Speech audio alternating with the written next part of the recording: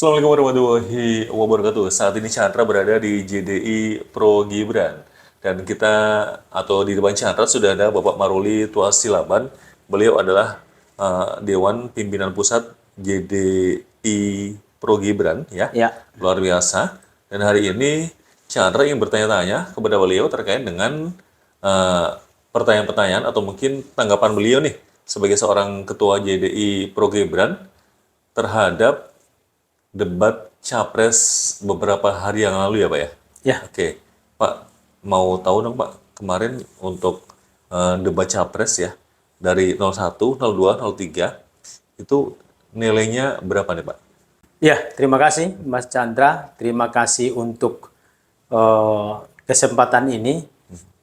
Kita dari Jaringan Damai Indonesia, Prabowo Gibran atau disingkat dengan JDI Pro Gibran, sebagai relawan yang telah terdaftar dan terverifikasi pada tim kampanye nasional pasangan Capres 02 Prabowo Gibran, mempunyai tanggung jawab dan juga mempunyai tugas, tentu terpanggil untuk bagaimana langkah-langkah dan upaya yang dilakukan oleh pasangan Capres nomor 2 ini juga tersampaikan kepada masyarakat, kepada publik dan kepada pemilih, termasuk diantaranya bagaimana JDI juga memaknai momentum debat Capres ketiga yang terselenggara pada tanggal 7 Januari 2024 yang lalu. Ini kita sebagai JDI perlu juga memberikan tanggapan, Mas Chandra dan pemirsa, perlu memberikan tanggapan supaya masyarakat tercerahkan, masyarakat mengerti dan memahami sikap dan respon yang dilakukan oleh Pak Prabowo pada debat itu. Jangan sampai masyarakat tidak paham, ini seolah-olah, Mas Chandra, masyarakat seolah-olah mengesankan Pak Prabowo itu tidak siap dalam menghadapi debat ataupun dalam menghadapi penyampaian visi misi dan yang terakhir tentunya debat di antara tiga calon presiden. Nah, masyarakat kan seolah-olah terkesan melihat Pak Prabowo itu tidak siap. Ini yang keliru. Nah, bukan Pak Prabowo tidak siap, Pak Prabowo sangat siap. Pak Prabowo sangat mengerti dan menguasai yang namanya, kebetulan kan tema debat yang diselenggarakan tanggal 7 Januari kemarin itu adalah bagian dari bidang pertahanan. Nah, kita tahu bersama Pak Prabowo adalah lama di dunia militer, kan begitu. Dan aktivitasnya baik di masa militer dan pasca purna tugas dari militer tetap berkaitan di sektor pertahanan, di sektor keamanan. Nah, bahkan di dunia internasional. Jadi agak naif kalau dikesankan Pak Prabowo tidak siap dalam menghadapi debat antara Capres nomor 1 dengan nomor 3. Mas Chandra dan pemirsa, tentunya ada yang perlu kita sampaikan. Tadi kan kita sudah sepakat bahwa Pak Prabowo tidak mungkin tidak menguasai sektor pertahanan negara. Karena beliau termasuk singa Asia. Ya betul, singa Asia. Kenapa? Kenapa kita katakan Pak Prabowo ini harus tuntas kita mengenalnya. Kenapa perlu kita tuntas mengenal Pak Prabowo? Pak Prabowo ini bukan seorang politisi, Mas. Bukan politisi, tapi kita sepakat dengan penilaian bahwa Pak Prabowo ini adalah, kita harus jujur mengatakan beliau adalah seorang negarawan. Kenapa kita katakan negarawan? Kita lihat, Mas Chandra. Beliau terjun di dalam dunia politik, di dalam dunia pilpres itu sejak 2009 dan 2014. 2019. Nah, beliau pernah berpasangan dengan Ibu Mega. Iya kan, di pilpres. Berpasangan dengan yang lain. Dan kita tahu bersama ada deal-deal politik, katakanlah kesepakatan-kesepakatan yang dilakukan pada saat itu sehingga Pak Prabowo menjadi calon wakil presiden Oke. berpasangan dengan Ibu Mega. Nah, masa selanjutnya tiba waktunya untuk Pak Prabowo menjadi calon presiden dan termasuk untuk 2024 ini harapannya dengan PDIP yang pernah berkonsensus, tapi itu pun Pak Prabowo dengan legowo, tidak mempermasalahkannya. Karena ada komitmennya pada masa itu kan. Lalu yang paling besar sebetulnya batu uji kepada Pak Prabowo sebagai negarawan. Beliau pada pemilu 2019 yang lalu kita tahu bagaimana realnya pemilu itu, tapi demi keutuhan, demi persatuan dan kesatuan bangsa kita, beliau dengan legowo masuk menjadi bagian daripada kabinet Pak Jokowi 2019-2024 ini. Itu bagian daripada bagaimana ini kalau kita lihat Mas, betapa luar biasanya turbulensi atau potensi-potensi terjadi gangguan-gangguan stabilitas keamanan, pertahanan, ketika beliau tidak masuk di dalam pemerintahan. Akhirnya beliau mengalah. Akhirnya beliau mengalah. Karena untuk Demi menghalau cebong kampret pada waktu itu. ya, kita tahu cebong kampret. Nah, itulah paling Jadi, tidak tidak ingin cebong kampret itu terlalu mengerucut lah ya. mengerucut dan Akhirnya itu kan beliau mengganggu masuk ke pemerintahan. Ya. Itu alasannya. Ya, itulah bagi kita salah satu Negarawan itu. membuktikan beliau sebagai negarawan. Beda halnya dengan pasangan capres nomor urut 1. Nomor 1 itu kita tahu betul bahwa memang beliau kita tahu akademisi, tapi lebih kentalnya politisi. Sama dengan capres nomor 3. Adalah murni politisi. Iya kan? Murni politisi. Nah, jadi kita tahu bersama bagaimana langkah-langkah yang dilakukan oleh politisi beda halnya dengan langkah-langkah yang dilakukan oleh seorang negarawan. Nah, itu terlihat di dalam proses debat yang terakhir kemarin terkait dengan pertahanan. Kaitannya dengan Pak Prabowo, seorang militer yang menguasai dunia ilmu pertahanan dan dikaitkan dengan isu pertahanan adalah merupakan hal yang sangat vital yang tidak bisa sesumbar untuk membicarakannya. Tidak bisa sesumbar. Kita tahu bersama, kita saksikan bersama pertanyaan-pertanyaan yang dilontarkan pada sesi debat Capres nomor 1 kepada Pak Prabowo dan Capres nomor 3 kepada Pak Prabowo. Itu kan pertanyaan-pertanyaan yang sengaja didesain untuk menjadikan supaya Pak Prabowo ini seolah-olah terkesan tidak siap dan tidak menguasai, tidak mampu. Kan begitu. Jadi ini soal nilai.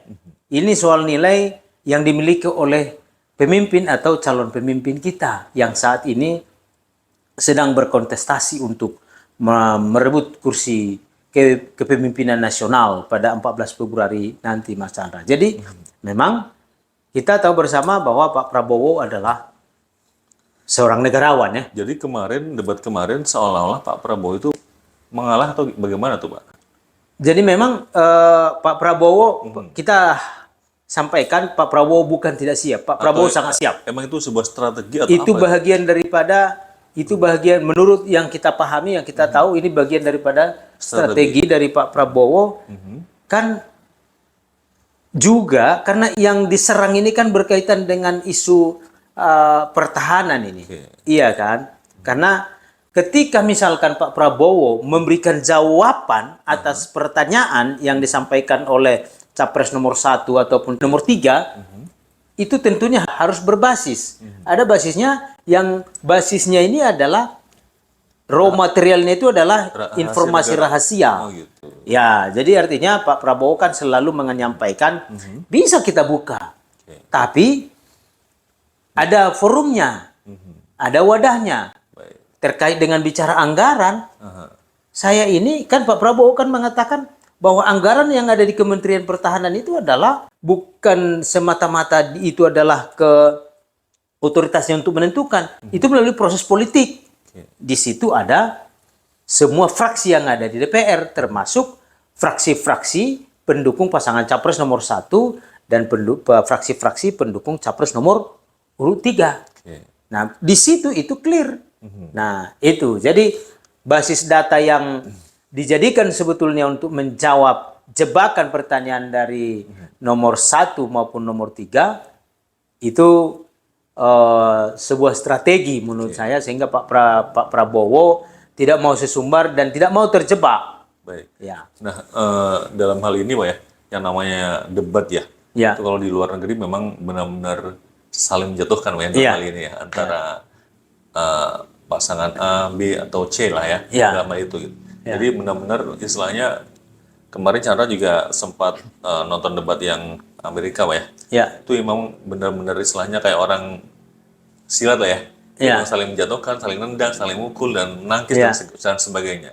Ya. Nah, kemarin kan ya Pak Ganjar ya menilai terkait dengan apa ya, kinerja Kemenhan lah, Ya. yang selama ini Bapak Prabowo pimpin, itu nilainya 5 ya. Kemudian Ya. Pak Anies menilai 11 dari 100 ya. Ya. Nah, tanggapan dari JDI Pro Gibran apa terkait hal itu, Pak? Nah, kemudian kemarin sempat Pak Prabowo rada sedih lah dalam hal itu ya.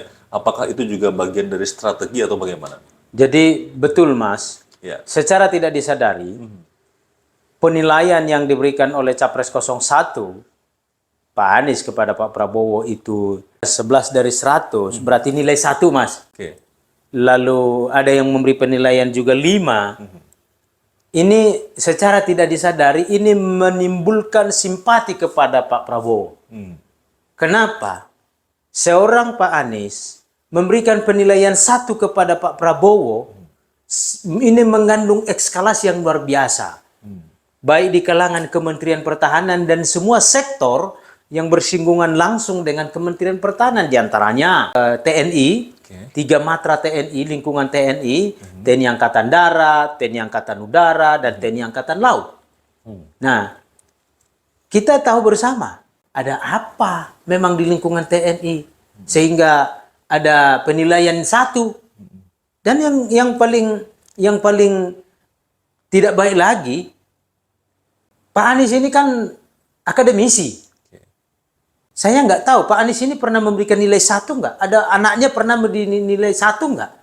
Dan kita tidak pernah mendapat, saya punya anak nggak pernah anak saya nilai 1 oleh guru. Sekalipun misalnya. Bapak pernah sekolah dulu? Iya, nggak atau pernah SMP? nilai 1. Teman-teman pernah nggak ada nilai? Nilai 1 nggak ada. Nggak ada ya? Nggak ada nilai 1. Nilai Jadi, merah 4 itu 3. Ya, nah ini kaitannya soal nilai merah, Mas. Oh iya. Iya. Ini kaitannya dengan nilai merah. Bagaimana perasaan keluarga besar TNI? Kinerja seorang Menhan kita diberikan nilai merah. Sangat tidak etis. Kalau Pak Anies itu berbicara kepada Pak Prabowo bicara tentang etika. Justru Pak Anies ini banyak melakukan hal-hal yang tidak etis sebetulnya, Mas. Kalau Banyak yang tidak etis dilakukan oleh Pak Anies. dalam pandangan Bapak nih, kemarin Pak Anies itu memang menilai kinerjanya dari Pak Prabowo, Kemenhan itu, atau mungkin termasuk Polri, TNI, atau bagaimana tuh, Pak? Itu in body itu, Mas. Itu sesuatu hal yang tidak dipisahkan itu. Gitu. Karena kenapa? Yang dibahas itu adalah terkait dengan anggaran yang mewadahi anggaran di lingkungan TNI itu kan melalui Kementerian Pertahanan. Oke. Nah, sehingga ketika dilakukan penilaian seperti itu, nah ini kan berdampak kepada semua matra, TNI Angkatan Laut, Udara, dan Darat.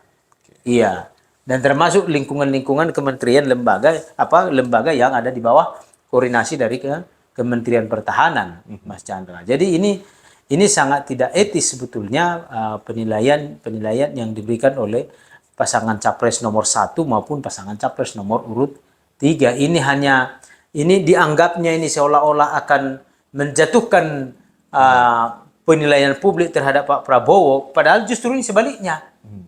Ini kalau dipahami, kalau kita tanya sekarang, keluarga TNI misalnya, nggak mungkin terima apa itu, Mas. Terima penilaian itu, masa nilai 5, masa nilai 1. Iya. Iya kan? Ah, yang benar aja. Ini kan justru sangat antagonis. Kalau Iya. Pak Anies bertanya tentang etika, Baik. justru Pak Anies ini yang sebetulnya bertentangan.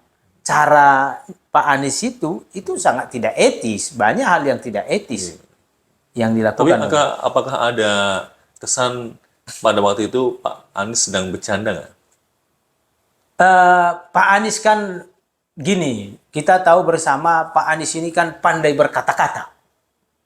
Pandai berkata-kata dan dia adalah pemain apa? Bolehlah kita bilang ya kalau bermainnya sangat sangat lincah lah. Sangat apa? Dalam merangkai kata-kata itu sangat sempurna. Jadi banyak kan yang sebetulnya pertanyaan dan tidak masuk rasionalitas publik, tapi Pak Anies ini dengan narasi bahasa-bahasa yang sebetulnya itu pun tidak juga rasional, tapi seolah-olah menjadi pembenaran dilakukan oleh Pak Anies itu sendiri. Lagi-lagi, Mas, dari berbagai fakta, katakanlah dari kebijakan-kebijakannya selama ini, semasa gubernur dan di masa-masa menjelang pilpres kemarin itu, mendekat pencapresan itu, kan banyak yang menjadikan kita sebetulnya tawar hati melihat narasi-narasi dari Pak Anies ini. Kenapa?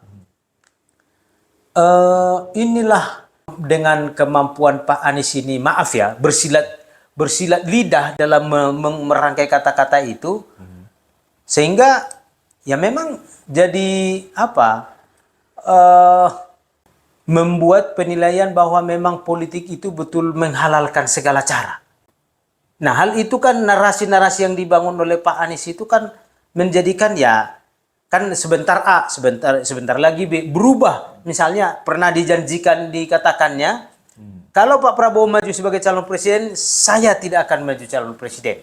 Nah, ini kan bahasa-bahasa yang ya kalau kita ikuti rekam jejak perkataan-perkataan seperti itu, tapi pada kenyataan, pada faktanya kan Pak Anies bisa merangkai bahasa seolah-olah untuk mengabaikan, mengeliminir semua perkataan-perkataan yang sebelumnya disampaikan oleh Pak Anies yang berjanji di dalam sebuah dalam sebuah forum di narasi ya. Ya, di situ disampaikan bahwa dia tidak akan maju sebagai calon presiden kalau Pak Prabowo maju calon presiden. Tapi faktanya maju sebagai presiden. Nah, ini yang saya bilang tadi bahwa Pak Anies ini mampu membuat narasi demi kepentingan politik. Nah, itulah makanya politik itu adalah menghalalkan segala cara. Adigim itu terbukti dengan yang dilakukan oleh narasi-narasi yang dibuat oleh Pak Anies itu. Tapi gini Pak, jadi gini, Pak Prabowo kan sudah beberapa kali ya mencalonkan diri sebagai presiden ya. Iya. Dan apalagi ini pokoknya yang kesekian kali ya. Iya. Nah, jangan-jangan pada waktu itu kan, ini Pak Prabowo, Pak Anies sebenarnya nggak pengen untuk menandingi Pak Prabowo nih. Iya. Nggak tahu juga lah ya. Iya. Nah kemudian, aduh Pak Prabowo nyalon lagi nih gitu. Iya. Kalau misalnya nih nggak nyalon Pak Anies kan ya, nanti tahun depan nungguin kelamaan lagi nih gitu, atau gimana Pak? Ada pandangan ke arah situ nggak? Nah, kembali lagi ke bagaimana Pak Anies ini membuat narasi-narasi Iya. demi mencapai kepentingan politiknya. Kalau kita ikuti rekam jejak dari setiap narasi yang dibuat oleh Pak Anies ini, ya memang harus kita akui Pak Anies ini kan pernah di 2014 menjelang Pilpres 2014 ini kan masuk jadi calon peserta konvensi di Partai Demokrat, calon presiden dari Partai Demokrat, iya kan? Nah, kalah. Lalu dengan kemampuannya dia lalu berlabuh ke berlabuh ke Jokowi, presiden karena memang sudah dilihatnya calon presiden Jokowi di Pilpres 2014.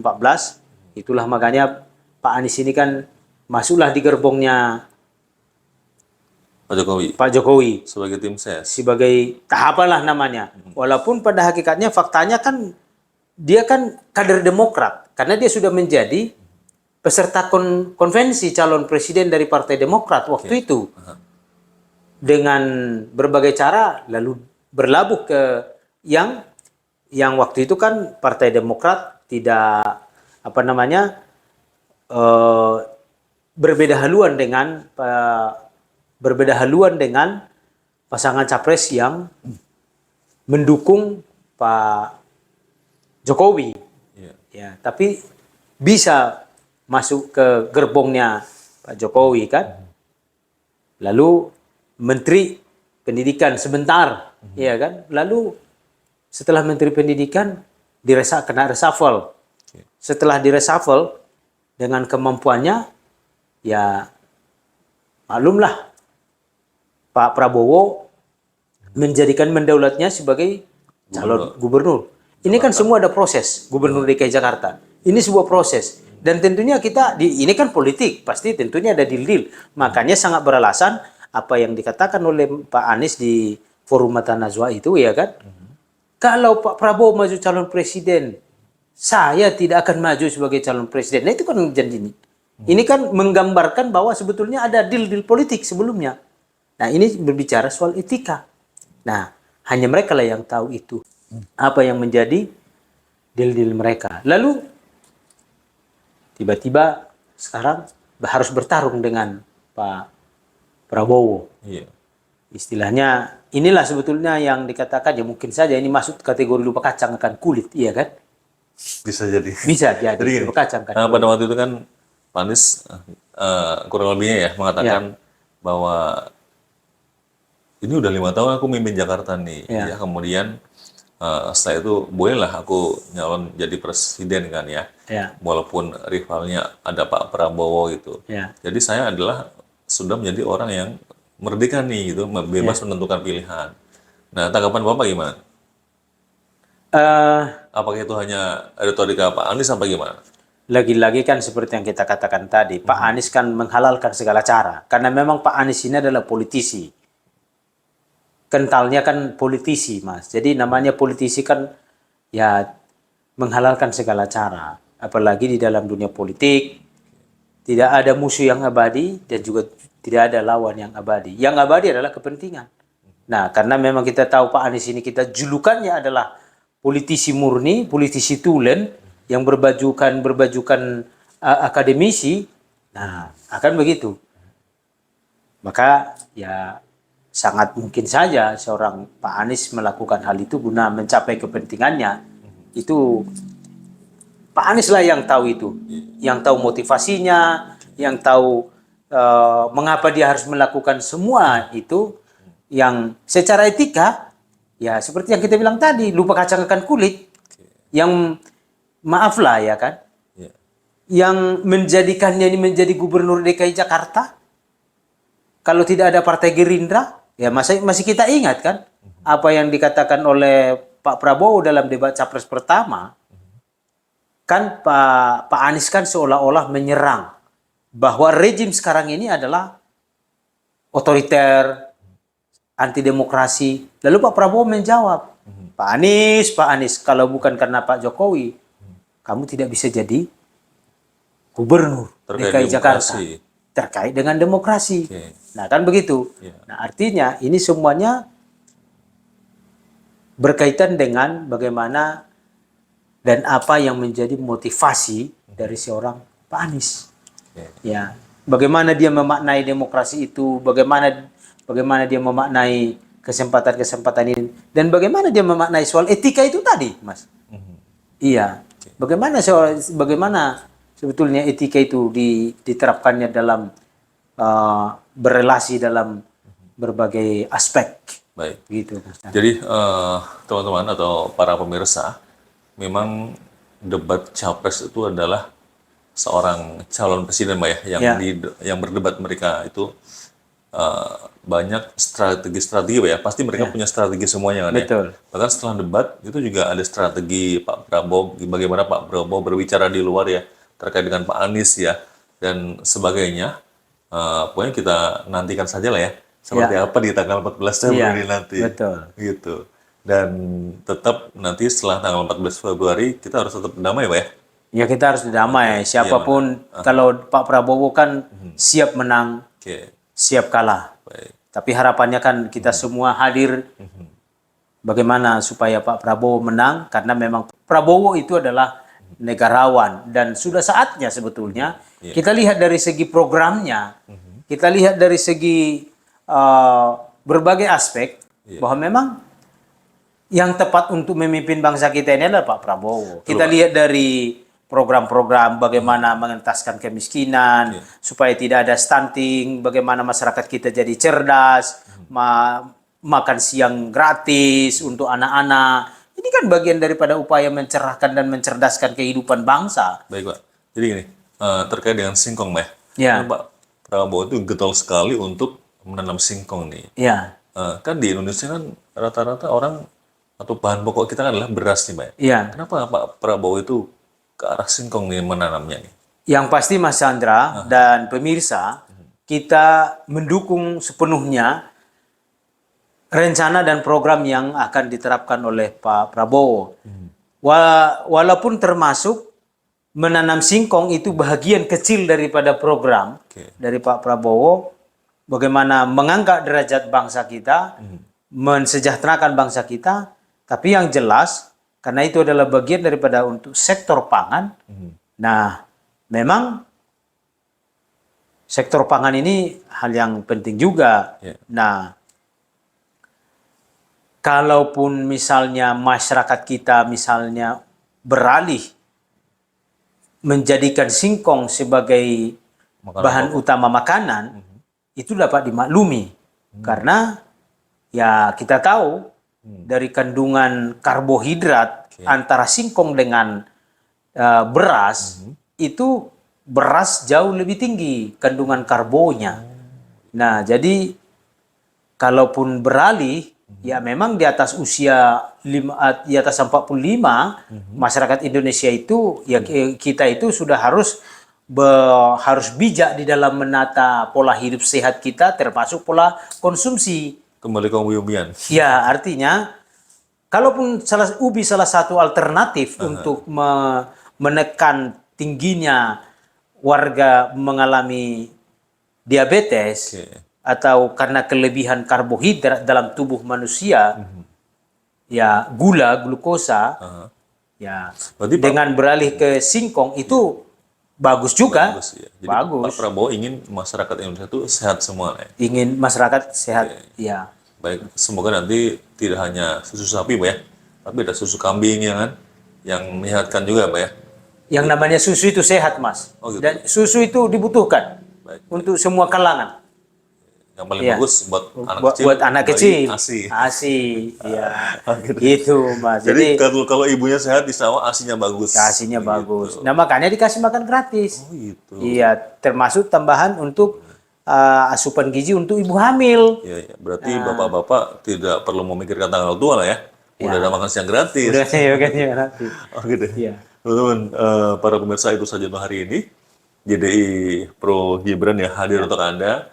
Beliau Pak Maruli Tuasilaman ya sebagai ketua ya Pak ya? Ketua Umum Jaringan Damai Indonesia Pro Gibran. Oke. Teman-teman sekalian, dimanapun berada, tetap semangat. Kita relawan Jaringan Damai Indonesia Prabowo Gibran atau JDI Pro Gibran bertekad bulat, kita kerja keras. Tinggal waktu sedikit lagi sampai pada hari pencoblosan 14 Februari 2024. Mari kita kerja keras, mari kita tiada hari tanpa mengampanyekan pasangan capres nomor urut 2, Prabowo Subianto Gibran Raka Buming Raka. Baik. Saya Chandra dan segenap kru yang bertugas pada hari ini pamit undur diri. Assalamualaikum warahmatullahi wabarakatuh. Waalaikumsalam. Jangan lupa nomor 2.